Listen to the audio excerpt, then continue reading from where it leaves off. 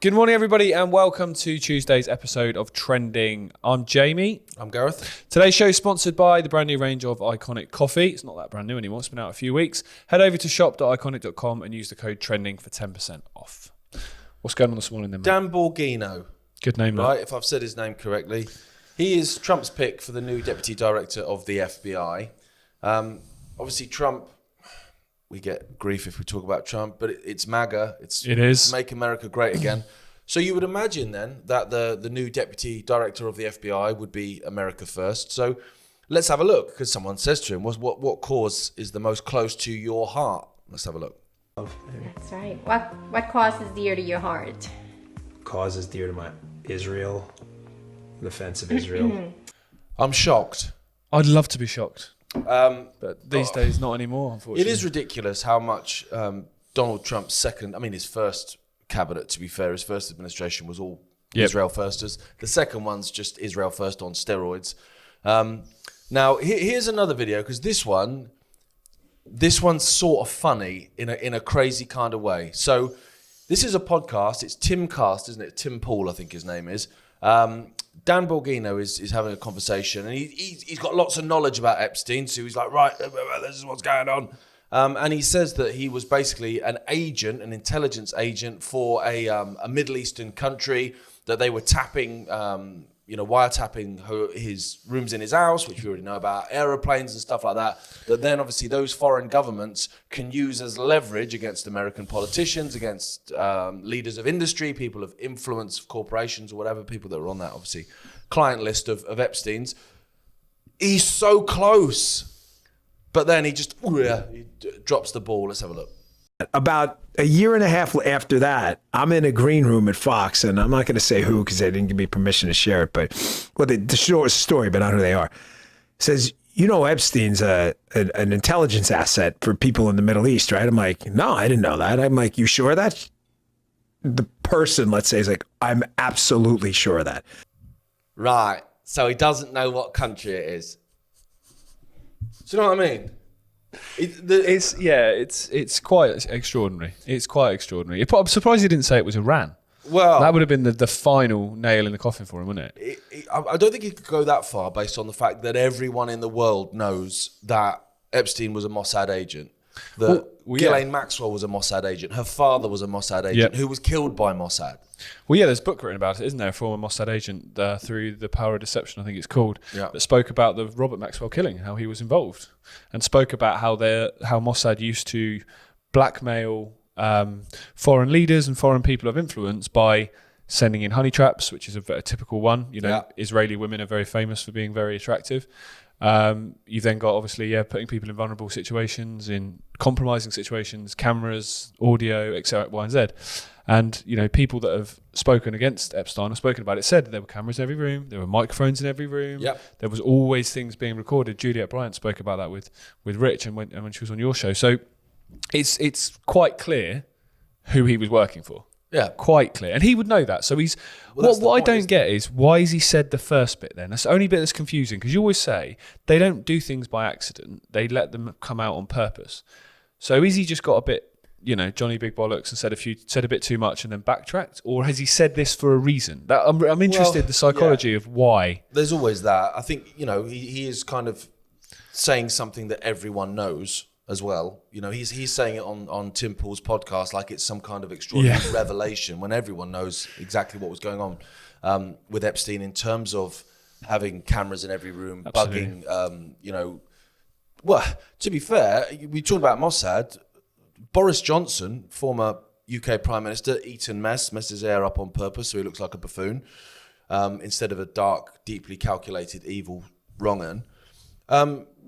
It came out that Netanyahu had bugged the toilet at Downing Street. He did, yeah. So this is modus operandi, and it won't just be Mossad, of course. Intelligence agencies all over are doing this.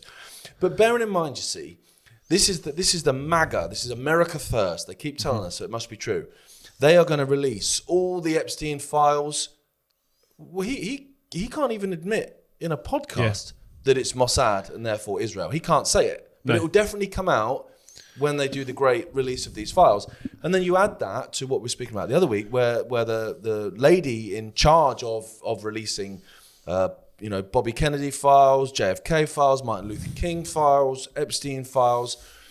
This is the same woman that tried to push through a bill called the Stand With Israel bill. Yeah. Right? Honestly, if anyone thinks they're going to get a completely unredacted, clear, 100% truthful, this is who done it, these are all the names, release of any of these files, honestly, mate, I've got inflatable dartboards for sale. I completely agree. Cheap. Me and Rich spoke about it last week, and Dad's always spoken about it, isn't it? Like the best way to run, you always use the example, best way to run drugs, run it through an anti-drug organisation. Oh, yeah. Best way to protect people and child abusers is to run it through organisations that are supposedly there to protect children. What they're doing here is they're putting their people in charge so that when stuff comes out, they chuck some crumbs to the masses, only what they want to come out comes out, and it will protect. Because all three of those things you just described there, JFK, Bobby Kennedy, 9/11, if that ever gets reopened and really looked at, obviously the Epstein files, they're all going to point certainly to one organisation having a massive, massive involvement in it. Yeah, and even if it's not just solely them, the Mossad and Israel will come up in every single one of those. Oh yeah, they will. 100% they will. Absolutely. It's a very, very interesting time to see these people who are supposedly make America great again, and all the supporters supposedly wanting that, seeing this and kind of not calling it out. Well, they're not calling it out They're yet. not calling it out, no. They're not calling it out And they're yet. actually attacking anyone that is. Yeah. It's extraordinary. If I hear the term 5D chess again, I swear. I know. And it also makes sense as well, just to finish on it, why Epstein was protected, why he got away with it, why he went to jail, came back out, but then was still in the corridors of power, still had Prince Andrew and other influential world figures around him. Yeah. Whereas if this guy's just a guy that's gone to prison for child abuse and everyone's like shocked, you'd be absolutely ostracized. You'd be nowhere near that guy again. You would never want to be seen, heard, or whatever. I'm not even convinced he's dead, Jay. No, I know. You said that a while he blatantly didn't kill himself. That bit is no, obvious. 100%. But having seen some of the side profile images of the body being let out, his nose is completely different. I mean, maybe he's had a nose job. He had plenty of money, but I ain't convinced. I'm not convinced he's not on a beach in Netanya somewhere with a pina colada. And the CCTV in front of his cell went down, didn't he?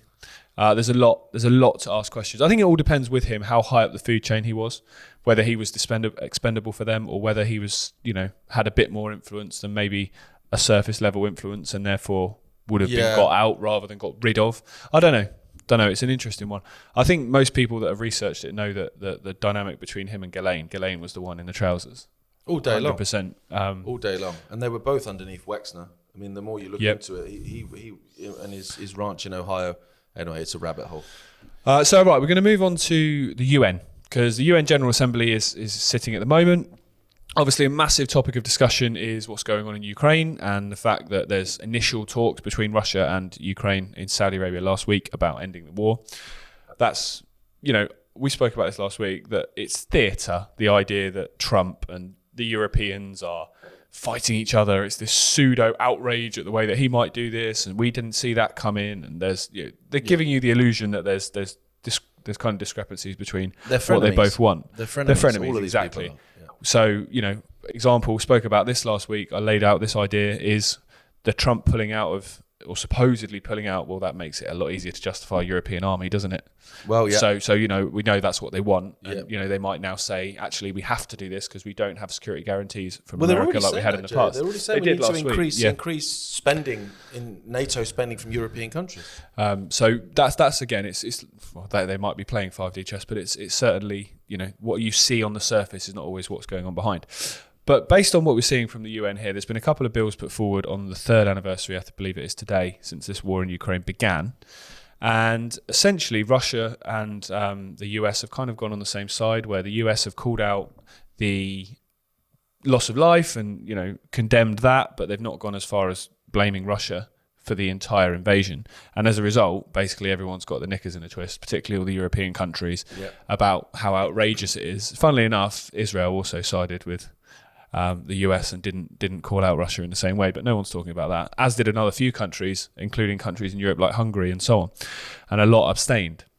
But obviously they're focusing on this, they're focusing on Trump and trying to again bring back that kind of narrative that him and Putin are in bed with each other and he's a sympathizer and we're going to let Putin win and all of that, when no one's winning. People are dying on both sides. No one's winning in this argument except the people who are causing it, which are not any of these people in positions of and the power. arms manufacturers. 100%. A lot of which are in America. And I don't believe for a second that they're still not getting arms into Russia. They're just doing it by the back door, I'm assuming. They'll still be earning money off of it. Yeah. So I think it's an interesting time to look at what's going on here, because there's rumblings that the war's just a few weeks from being resolved. At the same time, you're then seeing news stories that Russia are launching the biggest drone attacks they've launched since the wars began, and they're targeting civilian infrastructure. There's so much to unpack here about what the next play could be, but ultimately it's been spoken about for years that a third world war is the ultimate goal of this cult, to bring about a final transformation of this into the society they want. But what it's feeling like now, to an extent, just to theorise an idea, is if Russia are brought kind of back into the fold, like there's been talks of bringing them back into the G7 to make it the G8 like it was, talk of normalising relations with America, doing ambassador swaps, which they haven't had for a while, and so on. That further isolates China, which the whole point or whole concept of the Third World War was Russia, China, Iran against the West. Do you think this could be an attack to try and actually separate Russia and China a little bit and almost bring Russia a little bit more into the fold, which leaves China then isolated? Or do you think there's something else at play? I don't feel that. I mean, for me, it's interesting because what's going on now in terms of we're a few weeks away from peace. It's that hopium again, and it reminds me of the hopium they used from the other side when Ukraine were winning. Do you remember when Ukraine were winning? And it was like, we just give them another 3 billion because they're so close. It's like they've nearly got the league title. So quick, give them some money so they can buy this striker. He's definitely going to take them over the line. And you kept that hopium going so that the British public and the German public would agree to more money being handed over. When actually it's just furthering the bloodshed, furthering the death. Yeah. I think, to be honest, the longer it goes on, the more countries are being bankrupted, which they are. The more countries are moving away from the petrodollar, which people say the petrodollar is a conspiracy theory. It's not, in terms of the way that it is crumbling. So I actually think that actually Russia and China will move closer together. I think those BRICS nations are possibly more powerful. I think that's part of the shift. I think the shift of power is going to the east. You're also giving away your military capability. Like in this country, you got the generals coming out and saying we're completely barren of equipment, people, X, Y, and Z. So you are depleting that. Well, you're essentially destroying as the well. Country. I mean, what is it now? End of February, April, the price cap goes up again. We already pay the highest energy prices on the planet. So, I was talking to someone the other day, and I was saying, do you know what? If you gave me a job of destroying a country from the inside, the food supply and the energy infrastructure, they'd be the two things I'd go for, and I'd also go for the military. Yeah, you wouldn't do much different, no. But do you know what I mean? And we're told it's all being done on purpose. So I that's how I see it. I think that actually that power is moving that way. I found it interesting yesterday because I think the Uni Party members of the United Kingdom, they got the memo at the same time. They didn't did, yeah. They all came out in support of him. But they all came out in support of Zelensky, but it was almost word for word. Yeah, it was. It was like, that's a cut and paste job. It's extraordinary. Yeah, well, they're all on the same team when it comes to this issue. Hence why you saw when Trump came out and said he's a dictator, you saw then Farage, you saw Burdock, or whatever her name is, Kemi, you saw Starmer, you saw Davey, you saw all of them in unison come out and say, we wholeheartedly support Zelensky as a democratically elected official, whatever, all that rubbish. And it's like, you're meant to have a differing of opinion in politics. The whole point of right, left, centre is that you have a differing of views, and therefore everyone in the country is represented by somebody in a position of authority. Well, we're not seeing that. No. If you, less so now, there was a few, weren't there? There was quite a lot of Ukraine flags back in the day, 3 years ago when it first started, there was a lot. Still see one occasionally at Mikolova railway station. They've still got a massive one. Cycled past that yesterday. It's annoying. You very rarely see them now, though. But you don't. And I think if you sat down, and also the prices of everything weren't as insane 3 years ago. The energy prices, the fuel prices, food prices, all of those things, council tax hadn't gone up, inheritance tax, all those things that have happened since, that now people are going, hang on a minute, we're giving money there, and also you're hitting us a lot more. So the kind of sympathy, if you like, is going to be diminishing. Alongside that, you've got a lot, you can't even control your own borders while you're giving money to them to control theirs. None of it makes any sense. So I think if you did a poll in the street now, I think it would be very, very much in favour of, can we look after our own, please? I think so. The fact that lots of people feel that way, but nobody in a position of any power is saying that. Again, I see that as an opportunity. I see the more we get the discrepancies between Parliament and us, it's an opportunity. I think it doesn't affect them though. The thing, these politicians that go, oh, they're not bothered about energy prices. You think any of them are worried about paying the bills? It doesn't affect them in the slightest. That's the point. We're paying theirs as well. Exactly. And the fact you've got Starmer, I think it's not just handing the money to Ukraine, which is insane in itself, but it's that for as long as it takes. Yeah. Britain is with you for as long as it takes. What the hell does that mean when people are struggling to pay the rent? It does. It is insane. And also for me, like obviously this story here it's the BBC. This is the same BBC that was making documentaries on Nazis in Ukraine in 2014. Ross Kemp was hanging out with them. It's extraordinary to me that it's almost like they've just forgotten. Oh, no, that's not... No. From here's this documentary on Nazis in Ukraine to Nazis in Ukraine is a far-right conspiracy theory. I mean, honestly. Yeah. Absolutely, it's quite incredible. It's quite incredible. It really is, and Zelensky is a dictator, by the way. He is 100%. But I think what's interesting, just to mention on the only thing that Musk has said recently, which I find really interesting, to do with the politicians bringing it back, is he said lots of people work in politics and earn 100 grand a year, but somehow are worth 20 million. And again, that you could apply that to a lot of people in positions of power in this country who are worth a lot more than their salary and their background suggests they should be. So, all that money that's supposedly going to Ukraine, is it? Well, exactly. Same with all the PPE contracts going back to there. Where did all that go? Because I guarantee it didn't all go where it said it went. Of course it didn't. I mean, I remember when Liz Truss was up against Sunak for the leadership of the Conservative Party. Now, for me, obviously, Conservative members picked Liz Truss. That was the wrong choice. The banksters weren't happy about that. They destroyed her, brought in Sunak. Fine. Don't like Sunak. But Sunak was worth like 200 million quid, and everyone was going mad at it. He's got 200 million quid. He's worked with Infosys. He's worked with Goldman Sachs. So they're listing all this stuff. I'm looking at it and going, okay, well, I can see where his money comes from. And then it was Liz Truss, who I think had gone to uni and then had come out, worked as part of some advisory think tank in a junior position, then become a politician, right, and then become a member of parliament. And so it was like, okay, so 90 grand a year for however many years. I worked it out. Can't remember what it was, but it wasn't a lot. And it was worth, but she's worth 7.8 million. Well, I'm asking questions of her then, because at least with Sunak, crooked as a politician, of course, but at least I know sort of where his money's come from. I never got an answer as to where hers. A lot of donations, I'd imagine. Oh yeah, a lot of donations. They get a lot of donations, don't they? Yeah, I wonder where they come from.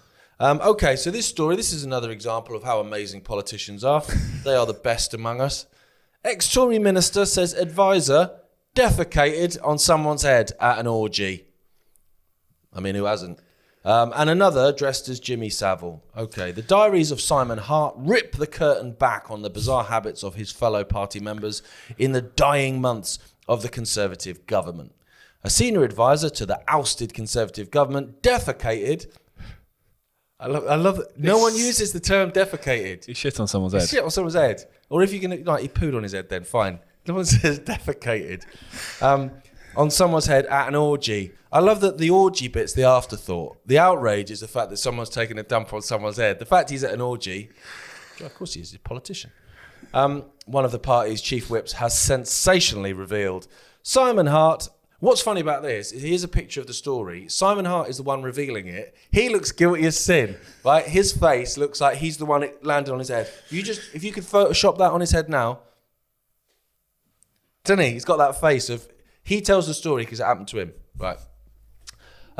He covered the last 21 months of the Tory government before its momentous defeat at the last general election in July. While the diaries provided many shocks, there were two instances that stood out in particular. A Conservative advisor working in a government department was reported to the Whip's office and reported for attending an orgy where they defecated on someone's head. Okay. The diary entry from October 31, it's Halloween. All sorts goes on Halloween. Described the incident and another shocking case. It said October 31st, among today's HR joys is the report from departmental SPAD, I don't even know what that means, went to an orgy over the weekend and ended up taking a crap on another person's head. Oh, they've gone ruder with the crap. They have go crap now. To make matters worse, in a separate incident, I love that someone dressed as Jimmy Savile makes it worse. Okay. Hang on, maybe it does make it worse. Here we go. So someone dressed up as... These are politicians. dressed up as Jimmy Savile, ended up having sex with a blow-up doll. Oh, Jesus, man. Ended up having sex as well. As if, Like it was an accident. It wasn't. I didn't even go there for that. I tripped, Your Honour. Tripped to put the pump on, blew it up. Yeah, and there I was in it. They were dismissed. It's just another day at the office, I guess. Depends what office, but for me, I look at that and I go, okay, right. You can look at it on the level that if you believe politicians are generally the decision makers and they are the ones that are in control of everything. These are the sort of people that are in control of everything. Or you can look at it and go, right, okay. Now I believe that the people actually in control are above these people. So in which case, if you've got these people beneath you, then it's easier to crap on their head, I suppose. But if they're beneath you, because they are such freaking wrong-uns, they are so easy to control. Oh, easy because to there control. is so much blackmailability. It's not even a word. There's so much blackmailability there to get things that you want done. Yeah. Do you know what this makes me think of? Do you remember in Little Britain?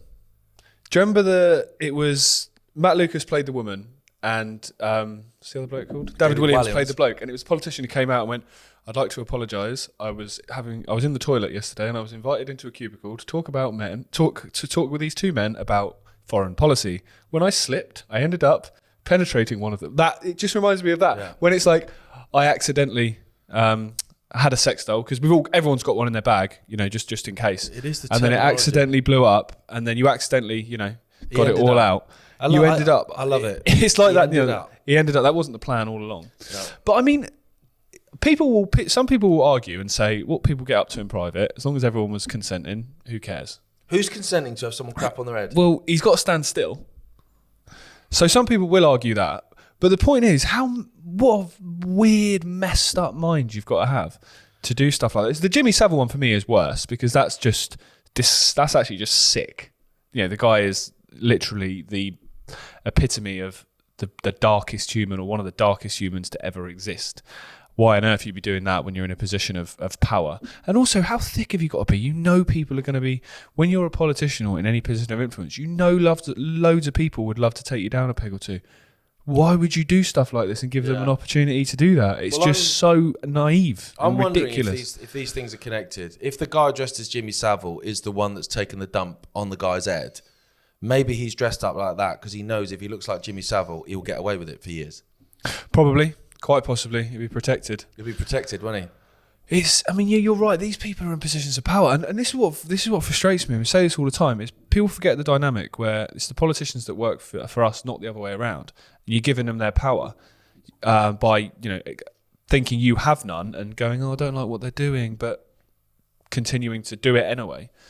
These are the kind of people you're giving that power to. These are absolute. Yeah. If your next door neighbour did this and you heard about it, you'd be like, "What an absolute." Not talking to that weirdo next door. Yeah, because it's, someone in a position of power. If they tell you to, lock down, you will.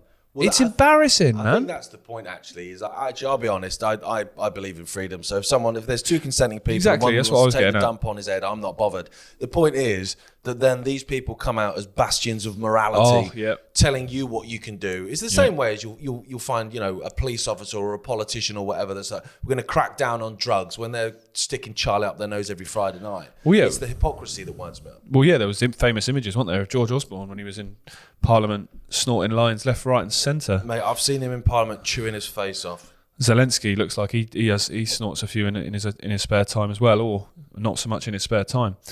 But yeah, it's disgusting that these people are in these positions of power, and you're absolutely right that they give out this illusion that they are morally superior, and you need to do what we say. The bad things that happen are because of you, and it's just this gaslighting and guilt trip. It's like every abuser, every narcissist. That's what they do. They make the victim feel like they're the one who's at fault. Yeah, he only hit me because I deserved it. Exactly, 100%, and that's what they're doing. Well, in the background, they're doing stuff like this. I wish we'd finished on that story because it's slightly lighter than this one, but. This is a story which it sounds, in isolation, but it's not, because this ties into a much, much bigger problem which is not discussed. So this is a story here from The Guardian, which, again, I didn't think I'd say out loud. French surgeon accused of abusing 299 patients, mostly children, says he did hideous things. So he's now come out and admitted all of this, and he said he will accept his punishment that he has as a result of his actions. So, nice man. 6 weeks community service. Yeah. A 74-year-old surgeon, so that tells you how long this has gone on for, because he's obviously right at the end of his career, all retired, so he's been getting away with this for however long. 74-year-old surgeon accused of abusing 299 people, most of them children, while they were anaesthetised or recovering from operations, has told a French court that he did hideous things as he is prepared to take responsibility for them. That's nice of him. Joel Le Scornec is accused of raping or sexually abusing the victims, whose average age was 11. Jesus, wow. During a 30-year career, and detailed the abuse in notebooks. So not only did he do this, he wrote it down so that he could probably go back and read it later and get off on the fact that he'd done these things to people. He says, I've done hideous things, and that he was perfectly aware that the wounds that he caused cannot be erased or healed, and again was ready to take responsibility for them. And he handwritten the names of all these kids in what he called black books. Now, the reason I think this is important to raise is because things like this don't happen for that length of time unless they are allowed to happen. Because I'm not having it that there was no concerns, there was no issue raised. Even if it wasn't raised by a victim, it was raised by another member of staff at the hospital that maybe just, I'm not too comfortable with this person's behaviour. Maybe there's something to keep an eye on here. Absolutely, those sorts of things would have happened. But I think this is important to talk about because I do not believe for a second that this is an isolated incident in just this city of Bordeaux here in France, and that it doesn't happen anywhere else across the world. I think, you know, we like to believe that things like this only happen in countries like Iran, North Korea, and oppressive regimes that you would consider to not have human rights standards. These things don't happen in the West. They don't happen in civilized countries like the UK, America, France, Germany, when I'm not having it. I believe they do. I believe they absolutely happen. Well, going back to what we talked about the last story, Savile did this when he was up in, was it Newcastle Infirmary, where he was a night porter? He got access to the morgue. Yeah, well, he was exposed as being a necrophiliac, wasn't he? And it's absolutely messed up, and it reminds me of the film. Do you remember the film Kill Bill? I've not seen it. Well, at the start of the film, when she's paralysed and basically in essentially a morgue where she can't move. They're doing that in America. The people come in and during the shift and they, you know, pull out corpses and people that are paralysed and can't do anything about it and have their way. Good bit in the film is she comes back to life and kills 3 of them, so that's good. But the point is, this sort of things happen and they're never discussed. Yeah. And again, these don't happen unless they are allowed to happen. Now, we're not saying every single person that works in a setting like this is culpable. Of course not. You don't need to be. But the people that are making the decisions in terms of, do we investigate this? Do we not? They obviously have to have some kind of awareness of what's going on and therefore either turn a blind eye or maybe are involved in some cases. Well, I think, you know, with situations like this, there's such a power structure where this surgeon would have so much sway that it would create so much terror, I imagine, with junior nurses or whatever, that you would have people that maybe suspect something, maybe think something, but, you know, if I say something, is anyone going to support me? Probably not. I'm going to be thrown under the bus and I'll be down the job centre. Now, on this matter, there was a lady that was tweeting about something similar probably about a month ago, right? So I replied to her. She's got an anonymous name. I replied to her saying, you know, would like to basically have a conversation about this because I have heard this before. She claims to have been abused while under sedation. And her situation was that someone witnessed it, someone who was a member of the public, I think went into the wrong room or whatever. It was a guy who walked in and saw something going on. Yeah. So he's the witness. Her injuries are the evidence. Yep. Basically. Now it wasn't so much her because, you know, okay, it's anecdotal. It's an account on social media. I can't verify who it is, so you can look at it on that level. It was the replies. The number of replies underneath it, people going same issue. Yeah. My cousin, my auntie, there was a lot, and I looked at it. I was like, there is a pattern here, but it makes sense if you look at it in the instance where you've got a situation. Let's say you are a wrong-un, and there's plenty of them around. What is it? 1 in 10 is a psychopath or something. Yep. If you are a wrong-un, a situation where you have control. You know, these white coat people are untouchable. Yeah, they are. We saw that through Rona. That's an industry they would want to get into because it's all about power for a narcissist. And then you then look at a situation where you've got people that are going to be under the sedation of drugs. you're going to have access to drugs to be able to sedate these people. Yeah. I mean, you're almost building this perfect scenario. Yeah.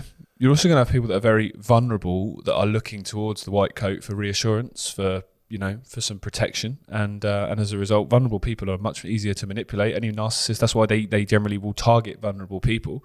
They're also going to be passed out. Yeah, they are. Many of them. Yeah. So I've had 8 surgeries myself. Like I've been knocked out 8 times for different surgeries. I don't know what went on at that time because I was unconscious. Yeah. Well, I think we spoke about this yesterday, didn't we? That when we were talking about the crime bill in America and how the crime database and how it was not going to, basically, if a copper had done anything wrong, they weren't going to be shown up. So therefore, they could keep getting away with things. If in this case, people get away with stuff, then, like I said yesterday, in the police instance, it's going to attract a certain type of personality that wants to do certain things and knows they can do that under the protection of being a police officer.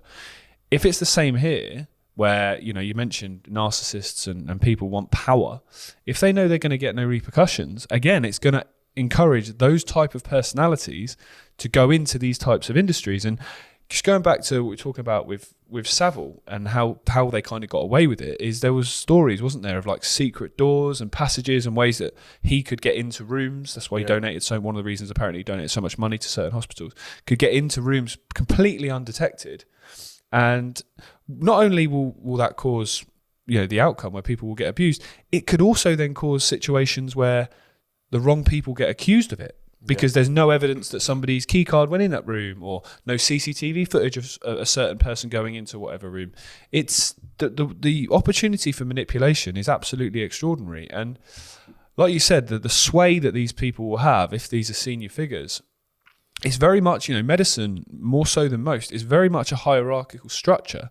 If you walk in as a nurse or a junior doctor, you have no power compared to the consultants and the people that have been out there a long time that have these positions of influence. So, yeah, I imagine a lot of blind eyes are turned. Yeah, and also it's how emboldened these people get. I mean, this guy's 299 victims, right? I guarantee that we know about. That you know about. I guarantee the first victim, maybe the first 20 victims were opportunistic. Mm-hmm, probably, yeah. I don't think he would have necessarily gone into the situation going, do you know what I'm going to do today after I finish my breakfast is I'm going to go into the hospital and I'm going to do X, Y, and Z. He's probably, he's seen someone passed out, he's done it. And then that's maybe happened a few more times. And I got away with it. I'm getting away with this. Yeah. And then in the end, by 299, I imagine it's completely planned, and he's probably spotted a child coming in having surgery and he's got his eye on him and whatever, because these people aren't getting caught and there's nothing in place to stop it happening, it then just it's so wrong, mate. I think also, just to finish, what's really important is we live in a culture where people are worried about themselves only in many cases. So you take like the head of the hospital, let's say. The head of this hospital, let's say a nurse or a junior doctor or somebody comes and says, I've observed some quite sinister looking behaviour, or I've actually seen something. What's that guy's first thought? It should be, we need to get this guy out of our doctors. Yeah. But I bet this don't reflect well on me, does it? No. If there's an abuse scandal at this hospital, someone's head's going to roll and it's probably mine. So thanks for bringing it to me, but we'll just sort of, we'll just leave it with me. And then nothing happens and it carries on and carries on and carries on. Whereas, for me, and you're the same, and anyone with any morality, the second you hear that something like this is going on, you don't even think about yourself. You think about the victims and you make sure that whoever's causing these damages to them gets completely the repercussions and justice that they absolutely need. Yeah. But that's unfortunately not how it works. And I guarantee those sort of things happen as well. And you could apply that to an extent maybe with what we're seeing or have seen with Lucy Letby as well, is, someone's head had to roll and I'm going to make sure it's not mine, which... That's a difficult thing to turn around, that attitude with people. Yeah, because the selfishness of it. I mean, I'm thinking about this situation with this guy. I'm wondering, there's a few things I'd like to know. One, I'd like to know whether it was at one hospital in Bordeaux or whether it was a series of hospitals, and whether anyone did speak out and speak to senior management. Because, you're explaining, you're saying there, that they would immediately think, well, how does this reflect on me? More than a dozen hospitals across France. I bet you... Now, this is just a hunch. I bet you that people did actually vocalise a few issues, and the head of the hospital or whatever has gone, if I out this, my head's going to roll. How's this going to look on the hospital? So maybe they've made them redundant. Possibly. Let him go. So he's out of our hair. He's out of the hospital. He's not abusing kids here. Phew. No, but he's doing it at another hospital because he's able to get another job because you never actually outed him properly. Geez, it's actually even worse. I didn't get down to this bomb part. Yeah, so between 1989 and 2014, more than a dozen private and public hospitals across France. So basically in 2017, his neighbours reported him to the police based on things they'd heard, and he was convicted of the rape and sexual assault of 4 children, including a young hospital patient sentenced to 15 years. And then when they're doing the search of his house, they then found all the paperwork, all the black books, all the XYZ, 300,000 photos. Jesus, collection of dolls and some life-size underfloor. But oh man! So he's taking trophies as well. Apparently, he wrote down in one of these books, "I'm a paedophile and I always will be." I'm not a big capital punishment believer, but I think I'd probably go there in this instance because it's not like he's showing any remorse. It's not like he's ever going to change. It's not, well, he'll die in prison when he's 74, but it's, I can't compute, I can't comprehend. And I think what's really important to point out is people that say the type of people that we're describing that run the world and the outcome they want, no one's that evil. This guy exists and provably exists. Can you just think you can get any more evil than that? For me, dropping a bomb on a civilian city is nothing compared to what this guy's done in terms of the moral lack of it you must have. So when you can do this to people, and this isn't the only guy that's done this, all of a sudden I don't see any more evil than that. So as a result, no one's that bad they wouldn't do this. That goes out the window, I think.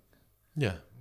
I mean, dropping bombs on a civilian city is beyond evil. Oh yeah, it is. But I'm making the point that people deny the fact those sort of people exist. Oh yeah, they exist everywhere. These people exist in daily. They'll be in your gym. They'll be in your place of work, depending on how many staff you got. Law of averages. There's a psycho. They're like cockroaches. You're never that far from one. No, absolutely not.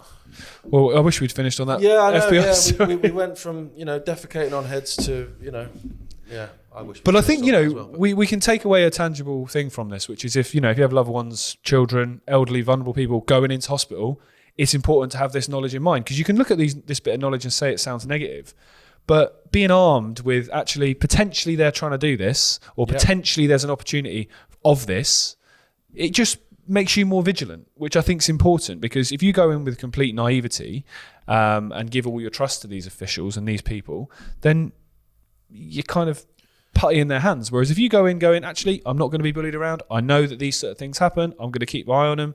Same way people did after the Midazolam story came out. Yeah. You were much more vigilant when you put particularly elderly people into hospital.